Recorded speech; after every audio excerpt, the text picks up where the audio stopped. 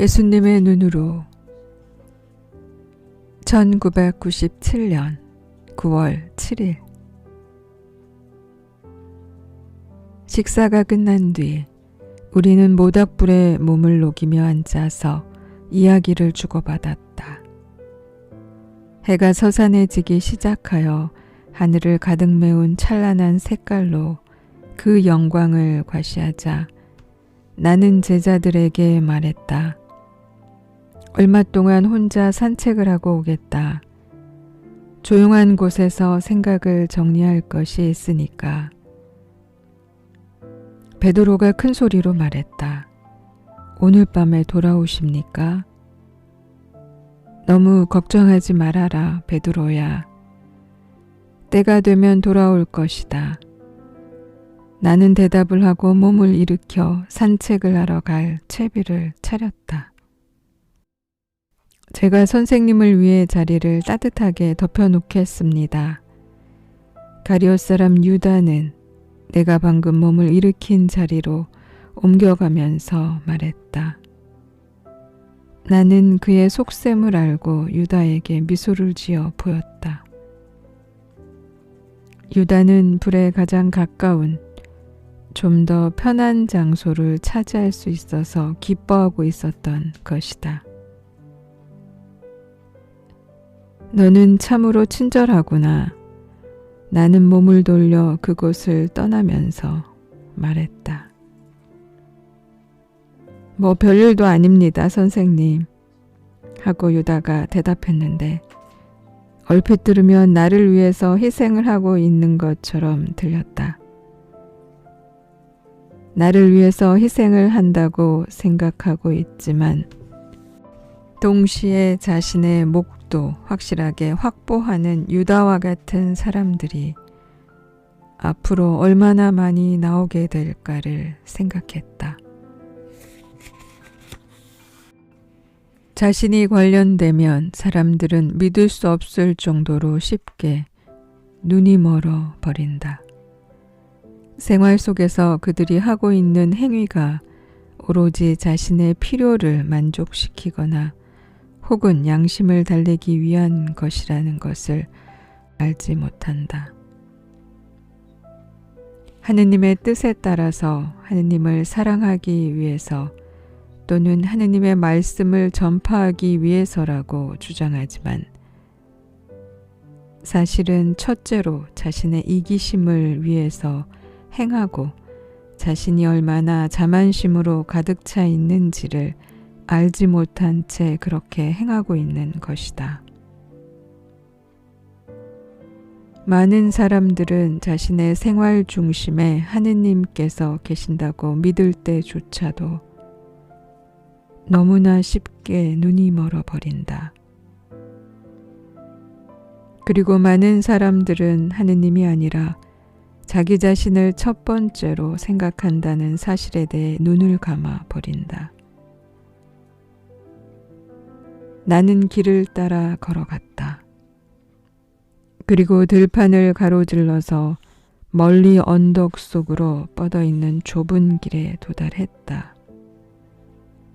그 길을 자세히 살펴보니까 얼마 동안은 사람들이 전혀 사용한 적이 없는 것을 알 수 있었다. 잡초와 갈대와 야생화들로 뒤덮여 있었다. 그 길 쪽으로 향하면서 나는 곁눈질로 야고보와 요한이 재빨리 덤불 뒤로 숨는 것을 보았다. 두 제자가 나를 미행하는 것을 다시 들키지 않으려고 안간힘을 쓰고 있었던 것이다. 나는 약 1시간쯤 언덕으로 걸어 올라갔다. 그리고 몇 년 동안이나 버려진 채 비어있는 것 같은 낡은 집에 도달했다. 집 안으로 들어가 보았다. 썩은 나무 토막과 음식을 만들어 먹던 낡은 벽난로의 잔해 외에는 거의 아무것도 없었다.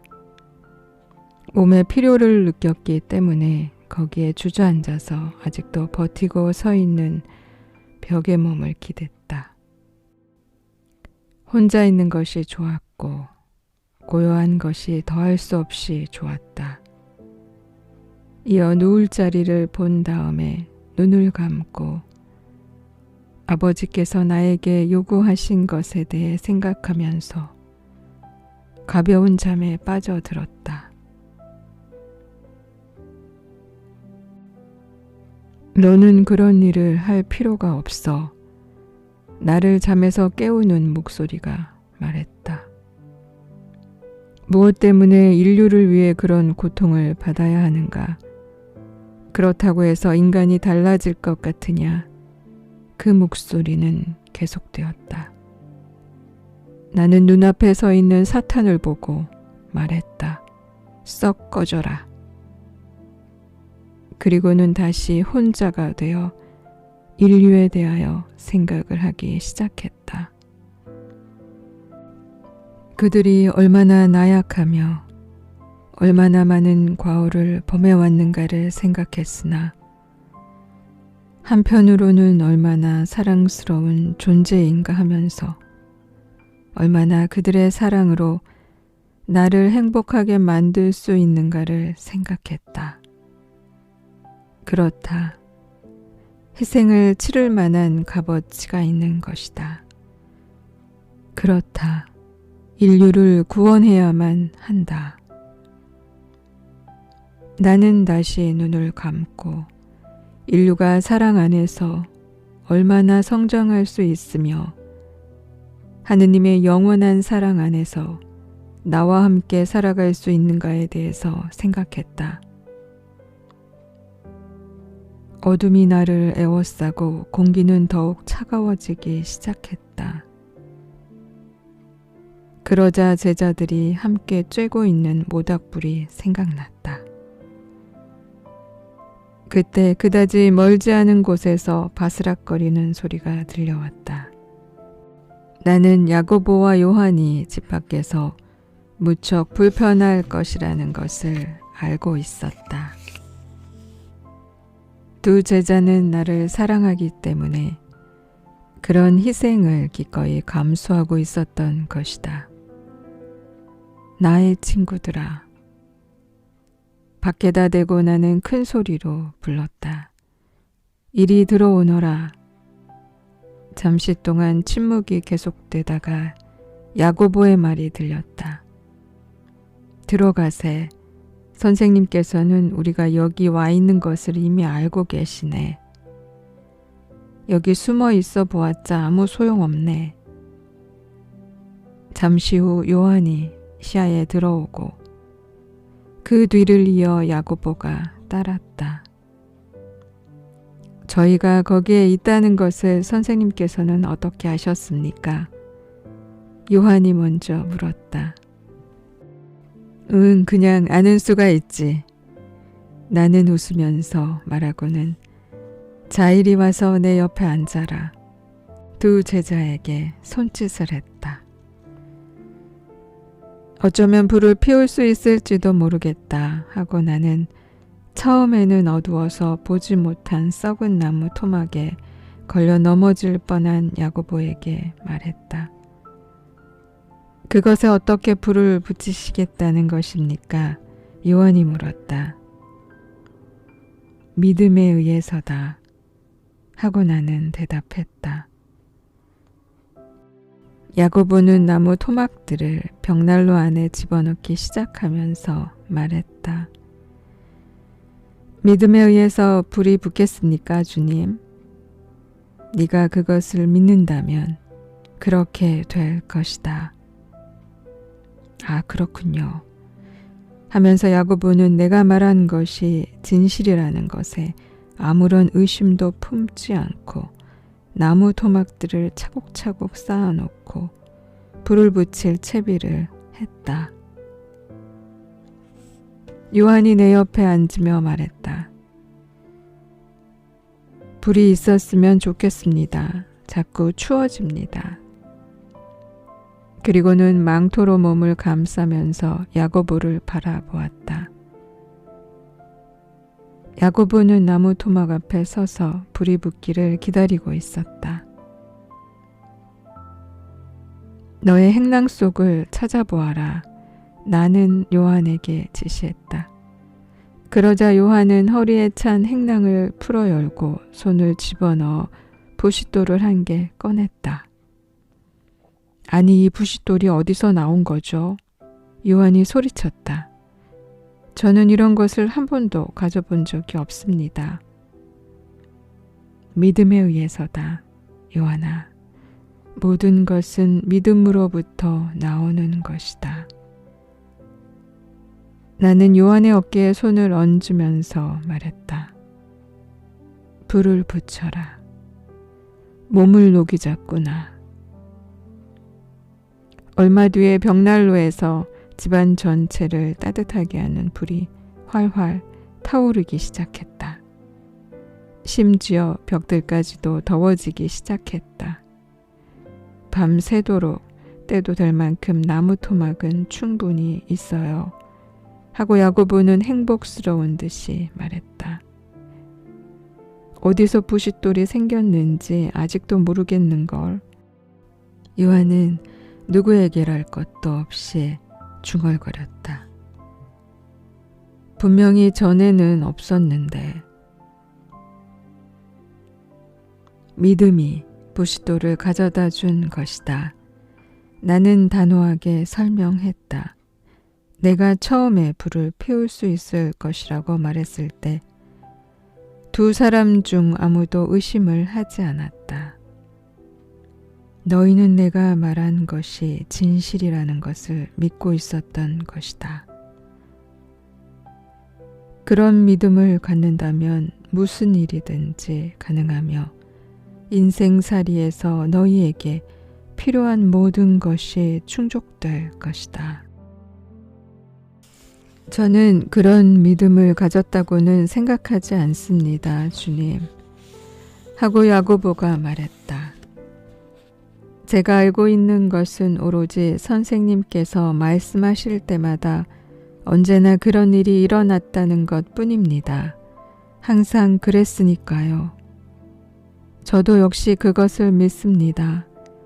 하고 요한이 말했다. 선생님의 말씀은 언제나 실현되었습니다. 그렇다면 너희는 나를 믿고 있단 말이냐? 나는 또 물었다. 그런 것 같습니다. 먼저 야고보가 인정했다. 네, 저도 그렇게 생각합니다. 하고 요한도 동의했다. 너희가 나를 계속 믿는다면 부족한 것이 없고 잃는 것도 없을 것이다.